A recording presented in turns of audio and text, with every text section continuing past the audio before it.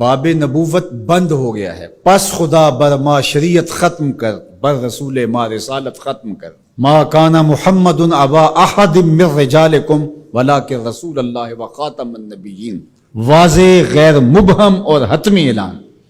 لیکن اس کے باوجود بھی ایک شخص نے کہا کہ میں نبی ہوں، لوگوں نے اسے بھی مان لیا۔ نبی کا آنا ممکن نہیں ہے، لیکن پھر بھی اگر کسی نے ادعا کیا تو لوگوں نے اس کو تسلیم کر لیا۔ اور ولی کا آنا تو ممکن ہے، تو اب کوئی شخص ادعائے ولایت کرتا ہے تو اس کو اگر لوگ مان لیں تو اس پر کیا تعجب ہے؟ تو یہ بات طے شدہ ہے کہ جس چیز کی ڈیمانڈ ہوتی ہے مارکیٹ میں 2 نمبر اسی کا آتا ہے۔ تو اولیاء اللہ یہ اللہ نے عزت کے نشان بنائے ہیں، تو اس لیے بہت سارے لوگ جھوٹے مدعی ہوں گے کہ ہم ولی ہیں۔ ولی کی جو حقیقی علامتیں ہیں وہ تقویٰ ہے، ایمان کی وہ اعلیٰ ترین منزل ہے جو اس کو نصیب ہوتی ہے، جو باقی لوگوں کا وہ مقسوم نہیں ہے۔ تو اب یہ تو منزل حاصل نہیں ہو پائے گی ان کو۔ اب ولی کی ایک ظاہری علامت جو بادی النظر میں ہے وہ کرامت ہے۔ اب کرامت کا ظہور بھی 2 نمبر لوگوں سے نہیں ہو سکتا، لیکن کوئی جھوٹی بات منسوب تو کر سکتے ہیں اپنے ساتھ، یا کوئی مکر، کوئی فن، اس کو کرامت تو قرار دے سکتے ہیں دجل، فریب اور دھوکے کے ذریعے سے، اور ایسا ہوتا ہے۔ تو اگر 2 نمبر اولیاء پائے جائیں اور ہم پہچان بھی جائیں یہ 2 نمبر ہیں، یا کسی کی جھوٹی کرامت کو سنیں، تو اس کا یہ مطلب ہوگا کہ ہم اولیاء کا انکار کر دیں۔ جھوٹے مدعیان نبوت کو ہم پائیں، ان کا انکار کریں، تو کیا اس کا یہ مطلب ہوگا کہ 1 لاکھ کئی ہزار نبیوں کا بھی انکار کر دیں؟ کوئی جھوٹا مدعی نبوت جھوٹے معجزات پھیلا دے اپنے، ان جھوٹے معجزات کا ہم انکار کریں، تو کیا اس بہانے ہم سچے نبیوں کے معجزات کا بھی انکار کر دیں؟ یہ تو دانش مندی ہی نہیں ہے۔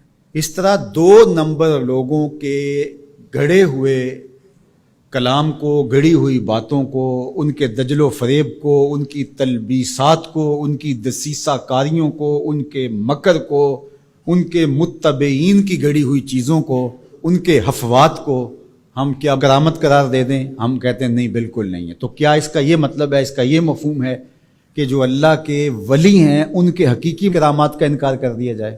جب علم سطحی ہوگا تو ایسا ہوگا۔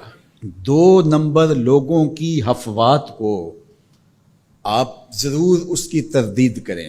بزرگوں کی کتابوں کے اندر بعد میں آنے والوں نے کچھ چیزیں مندرج کر دیں۔ جب اللہ کے رسول سے لوگوں نے حدیثیں منسوب کر دیں تو کسی بزرگ کے ساتھ کرامت کیوں نہیں منسوب کی جائے گی؟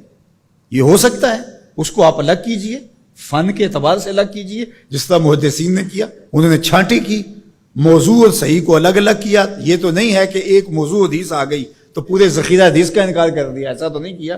بہر کے راہ گلی میں راہ مسوز، اگر کمبل میں پسو پڑ جائیں تو کمبل جلانا چاہیے یا جھاڑ کے پسو نکالنے چاہیے؟ دانش مندی تو یہی ہے کہ اس کمبل سے پسوؤں کو نکال کر کے اس کمبل کو صاف کیا جائے، نہ یہ ہے کہ کمبل ہی جلا دیا جائے۔ لوگوں نے دین ہی جلا دیا۔ اور میں آپ کو ایک کہانی قرآن سے سناؤں۔ واقعہ اس طرح ہوا کہ حضرت سلیمان علیہ السلام کو آ کے ہدہد نے بتایا کہ ملک سبا میں ایک خاتون ہے جو لوگوں پر حکمرانی کر رہی ہے، اور اس کے پاس بہت بڑا تخت ہے۔ اس تخت کی چوڑائی اور لمبائی علماء تفسیر نے لکھا کہ 60 ہاتھ چوڑا تھا اور 80 ہاتھ لمبا تھا۔ حضرت سلیمان علیہ السلام نے اس کو خط لکھا ملکہ بلقیس کو کہ تم میرے پاس حاضر ہو جاؤ، ورنہ جو ہے وہ میرے ساتھ جنگ کرنے کے لیے تیار ہو جاؤ۔ اس نے تحفے اور انعام و اکرام لے کر کے حاضر ہونے کا فیصلہ کیا۔ جب وہ بہت قریب آ گئی تو آپ کی مجلس لگی تھی حضرت سلیمان کی، تو آپ نے اپنے لوگوں کو کہا کہ وہ جس تخت پہ ناز کرتی ہے تو کوئی ہے اس کے آنے سے پہلے لے آئے، اور وہ بالکل قریب آ چکی تھی۔ تو ایک جن اٹھا، اس نے کہا حضرت یہ خدمت میرے ذمہ لگائیے۔ قال افریت من الجن، وہ بڑا قوی ہیکل، بڑا طاقتور، بڑی توانائی رکھنے والا، اس نے کہا کہ حضرت یہ ذمہ داری میری رہی، کب تک لے کے آؤ گے؟ کہا مجلس برخاست ہونے سے پہلے پہلے لے آؤں گا۔ صبح کو مجلس لگتی تھی، دوپہر کے وقت برخاست ہو جاتی تھی، تو اس نے کہا مطلب میں دوپہر تک لے آؤں گا۔ اللہ اکبر! 1 مہینہ جاتے ہوئے لگتا تھا، 1 مہینہ آتے ہوئے لگتا تھا۔ ڈبیا بھی ہو اور جیب میں ڈال کے لے آنی ہو پھر بھی 2 ماہ چاہیے. اور وہاں پہروں کے اندر مکفل تھا، بڑی بات تھی نا. لیکن حضرت سلیمان نے کہا نہیں، مجھے اس سے بھی پہلے چاہیے. تو پھر کیا ہوا؟ قال الذی عندہ علم من الکتاب. پھر وہ اٹھا جس کے سینے میں زبور کا علم تھا، جو کتاب کو جاننے والا تھا. وہ بولا انا آتی کا بہی قبل ان یرتد الیک طرفک. حضرت آپ آنکھ بعد میں جھپکیں گے، تخت پہلے پڑا ہوگا. اور حضرت سلیمان نے بھی آنکھ نہیں جھپکی تھی، تخت پڑا ہوا تھا. 1 مہینہ جاتے ہوئے لگتا ہے، 1 مہینہ آتے ہوئے لگتا ہے. یار حضرت سلیمان کا امتی آنے واحد میں تخت لے کے قدموں میں حاضر کر دیں، اور یہ قرآن نے کہا ہے، تو شاہ نقش بند بخارے سے قابل میں نہیں آ سکتے.